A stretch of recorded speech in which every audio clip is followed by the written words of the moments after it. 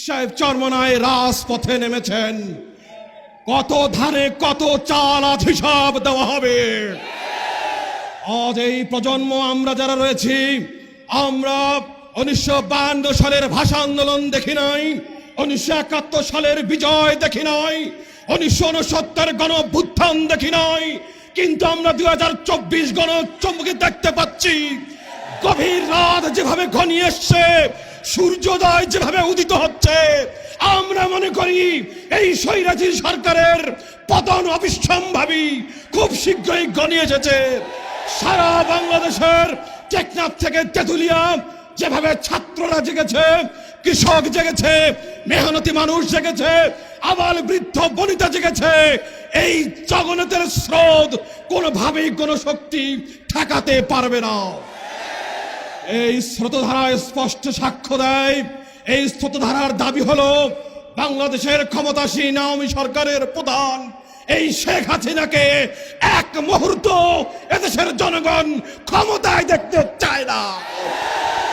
ইসলামী যুব আন্দোলন বাংলাদেশের আয়োজনে আজকের এই যুব সমাবেশে মহতারাম সভাপতি কিছুক্ষণের মধ্যে আমাদের মাঝে উপস্থিত হবেন। এদেশের শান্তিকামী, মুক্তিকামী, গণমানুষের হৃদয়ের মণি, বাংলার মাটি ও মানুষের নেতা, ইসলামী আন্দোলন বাংলাদেশের আমির পীর সাহেব চরমনাই রয়েছেন বিক্ষুব্ধ জনগণ। আমরা সবাই জানি দেশের পরিস্থিতি ভালো না, আমাদের হৃদয় আজ রক্ত ঝরিয়েছে। আপনারা জানেন 1 জুলাই থেকে আজ 18টা দিন বাংলাদেশের মানুষ গভীর উদ্বেগ এবং উৎকণ্ঠার মধ্য দিয়ে দিনাতিপাত করছে। বৈষম্য বিরোধী ছাত্র আন্দোলনের নেতৃবৃন্দ অত্যন্ত শান্তিপূর্ণভাবে তাদের কর্মসূচি চালিয়ে যাচ্ছিল, কিন্তু এই স্বৈরাচারী সরকারের কানে কিছুতেই পানি যাচ্ছিল না। সবশেষে আমরা দেখেছি এই স্বৈরাচারী সরকারের পেটোয়া বাহিনী রংপুরে আবু সাইদকে লাশ ঝরিয়েছে, চট্টগ্রামে লাশ ঝরিয়েছে, সাতক্ষীরায় লাশ ঝরিয়েছে, ঢাকায় লাশ ঝরিয়েছে, শিক্ষাঙ্গনে রক্তপাত ঘটিয়েছে। আজ সারা বাংলাদেশ রক্তের হোলি খেলায় মেতে উঠেছে। বাংলার মাটি ও মানুষের আধ্যাত্মিক এবং রাজনৈতিক নেতা পীর সাহেব চরমনায় রাজপথে নেমেছেন। কত ধানে কত চাল আজ হিসাব দেওয়া হবে। আজ এই প্রজন্ম আমরা যারা রয়েছি, আমরা 1952 সালের ভাষা আন্দোলন দেখি নাই, 1971 সালের বিজয় দেখি নাই, 1969 গণঅভ্যুত্থান দেখি নাই, কিন্তু আমরা 2024 গণচুম্বকে দেখতে পাচ্ছি।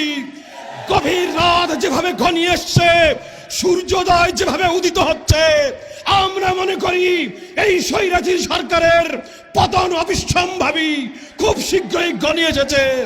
সারা বাংলাদেশের টেকনাফ থেকে তেঁতুলিয়া যেভাবে ছাত্ররা জেগেছে, কৃষক জেগেছে, মেহনতি মানুষ জেগেছে, আবাল বৃদ্ধ বনিতা জেগেছে, এই জগন্নাথের স্রোত কোনোভাবেই কোনো শক্তি ঠেকাতে পারবে না। এই স্রোতধারায় স্পষ্ট সাক্ষ্য দেয়, এই স্রোতধারার দাবি হলো বাংলাদেশের ক্ষমতাসীন আওয়ামী সরকারের প্রধান এই শেখ হাসিনাকে এক মুহূর্ত এদেশের জনগণ ক্ষমতায় দেখতে চায় না। অতএব পীর সাহেব চরমনাই রাজপথে নেমেছেন। দাবি আদায় না হওয়া পর্যন্ত আমরা ঘরে ফিরছি না। সুতরাং সাবধান থাকবেন, চৌকন্য থাকবেন, সতর্ক থাকবেন। সকল অপশক্তির দাঁত ভাঙা জবাব দেওয়ার জন্য সীসা ঢালা প্রাচীরের ন্যায় সারিবদ্ধভাবে আন্দোলন হবে, সংগ্রাম হবে, মিছিলে মিছিলে রাজপথ প্রকম্পিত হবে। সকলকে ধন্যবাদ।